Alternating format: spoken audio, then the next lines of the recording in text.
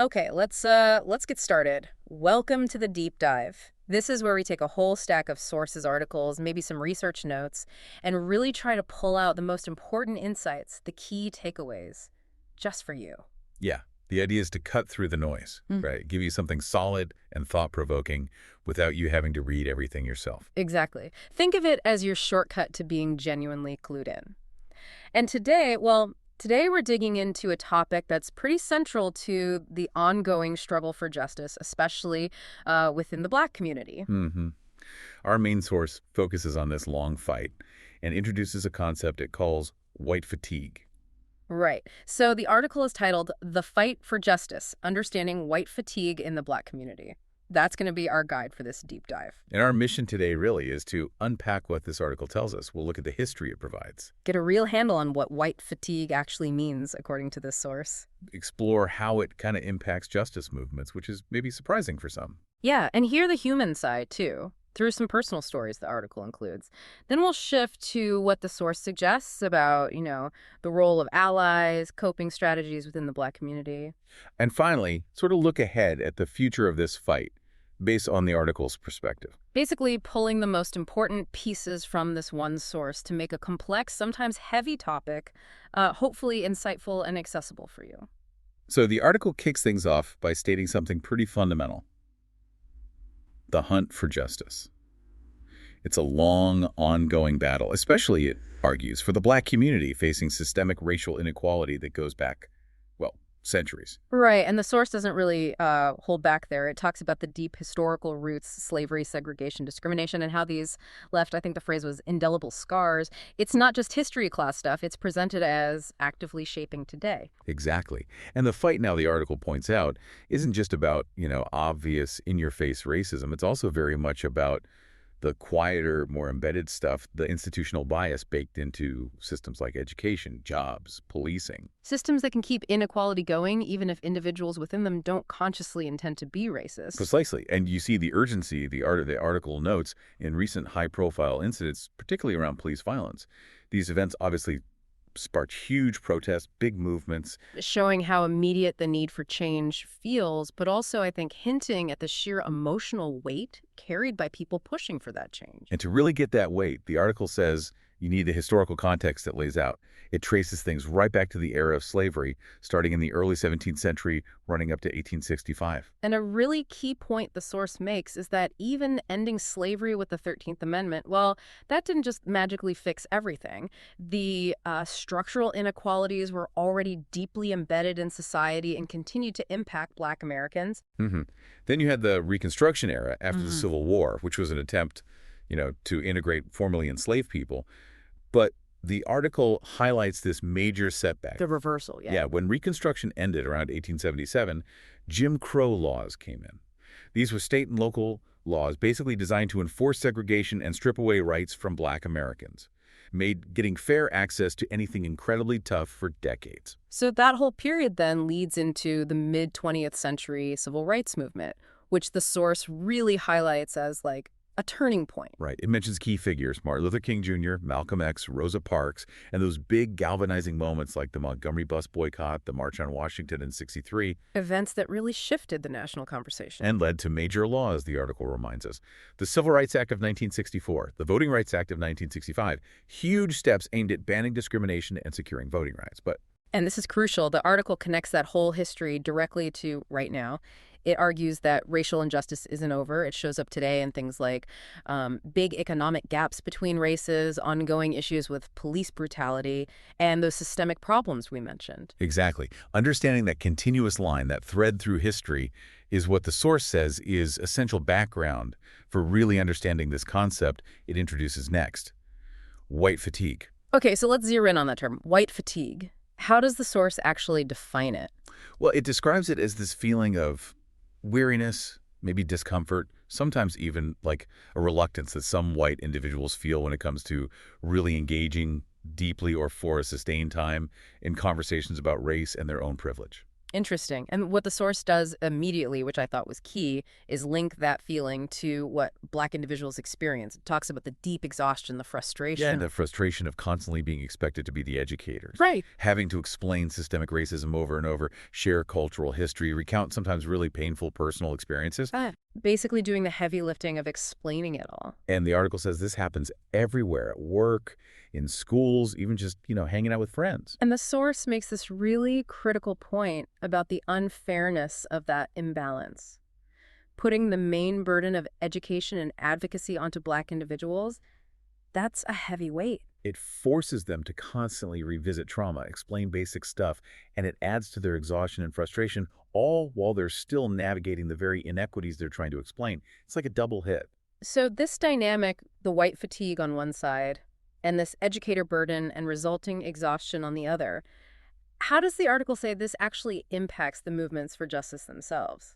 Well, it lays out some significant challenges. It says this dynamic makes it harder to build the strong coalitions and the solidarity you really need to make big changes happen. And the main impact, the article argues, is that when white individuals pull back or disengage from these tough conversations, well, it can kind of mute the essential dialogue. Yeah, it diminishes the value of the emotional and intellectual work already being done by Black activists and thinkers. And this stepping back, according to the source, can feed into a cycle where marginalized voices just aren't heard as much, which, potentially slows down progress on really urgent issues, police reform, voting rights, economic justice.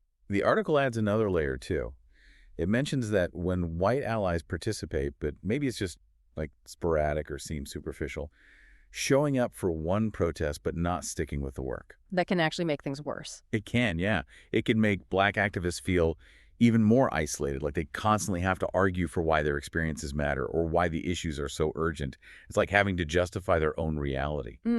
So ultimately, the source suggests this fatigue from potential allies can really sap the energy and urgency from movements. Right. It can create this kind of perception that maybe the issues aren't that pressing, leading to misunderstandings and a lack of the sustained support needed to reach collective goals. And to really drive home the human cost of all this, the source includes some specific personal stories. They really bring the concepts to life. Yeah, there's one account from a community activist in Atlanta. She talked about how exhausting it was to constantly feel like she had to educate her white colleagues about systemic racism. The quote in the article is powerful, something like, "It felt like I was constantly running a marathon where I was the only one invested in the outcome." Wow. You can just feel the weight in that. Totally. And then there's a story about a teacher in Chicago dealing with a student asking, why do we have to talk about racism? The teacher's reflection, according to the article, was something like, "I want to empower my students, but some days the burden of just making them understand is overwhelming." Captures that specific exhaustion of teaching while carrying history. And then there's this really poignant story of a mother in New York having to explain racial disparities, the tough realities of the world, to her own kids. The quote that the article shared was just heart-wrenching. "Each time I have to share these realities with my kids, a part of me breaks."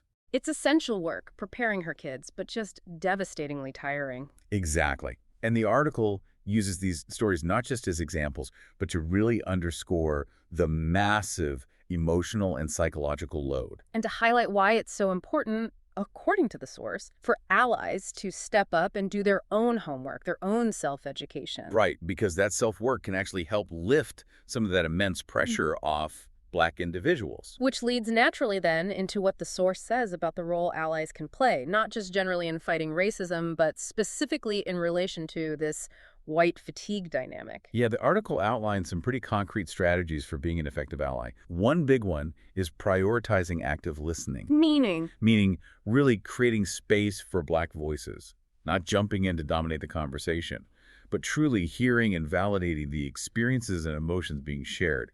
It's about centering the people most affected. Okay, makes sense. What else? Another key thing mentioned is committing to continuous learning.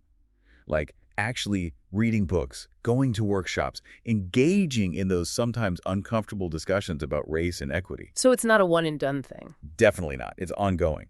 It shows you're willing to understand the complexities without putting the burden on others to explain it all from scratch every time. The source also mentions privilege, right? How does that fit in? It talks about allies needing to sort of recognize their own privilege and figure out how to use it thoughtfully to push for change, but crucially, without taking over the spotlight from the marginalized voices who should be leading.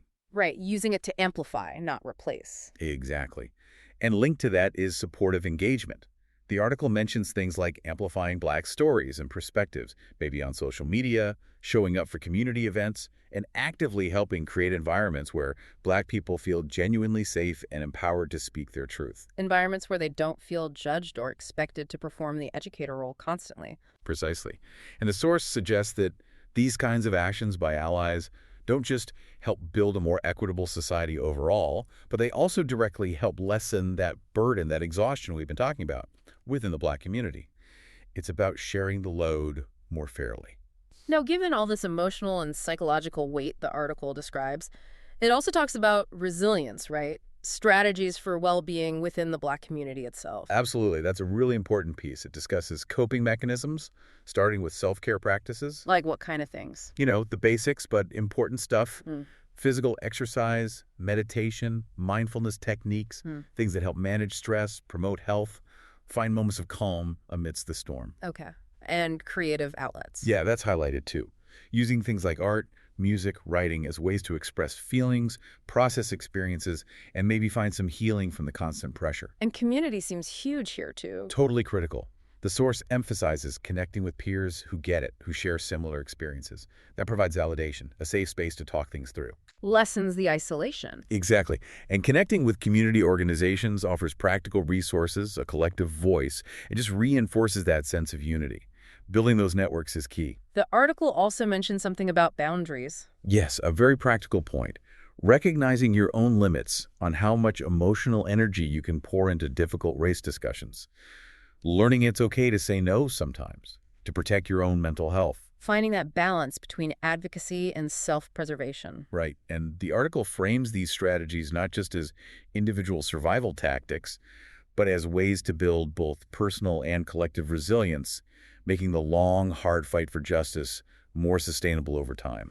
So looking towards the future then, what does the source say about where things are heading? Well, it acknowledges the current landscape, mentioning movements like Black Lives Matter and other grassroots groups that are playing such a vital role right now in advocating for racial equity.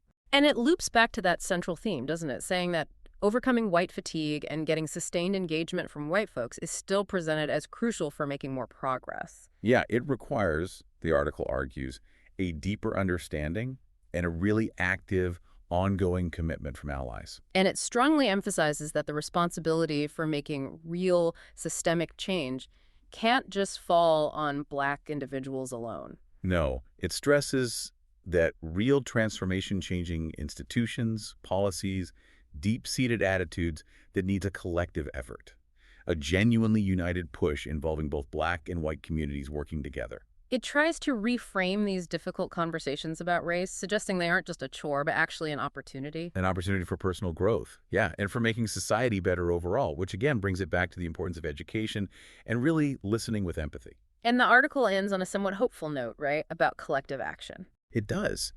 It leaves you with this powerful idea that when people truly unite and sustain their efforts, that collective action builds real power. And that is the path toward making significant progress, towards achieving what it calls restorative justice, actually working to repair the deep harms caused by injustice, both past and present. So we've covered a lot today, really digging into this one source.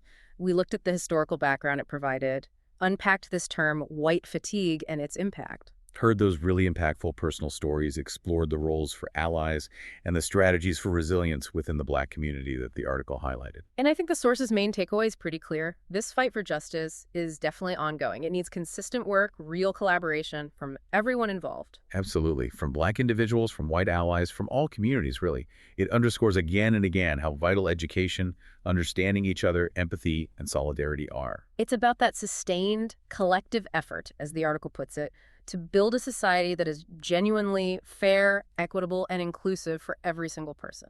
Couldn't have said it better. That's the goal it points towards. So, drawing from everything we've unpacked from the source today, here's a final thought for you to take away and maybe sit with. Considering these dynamics, like white fatigue and the burdens the article describes, what concrete, sustained steps can you personally take starting now to contribute meaningfully to the ongoing work for justice and equity right where you are in your own life and community?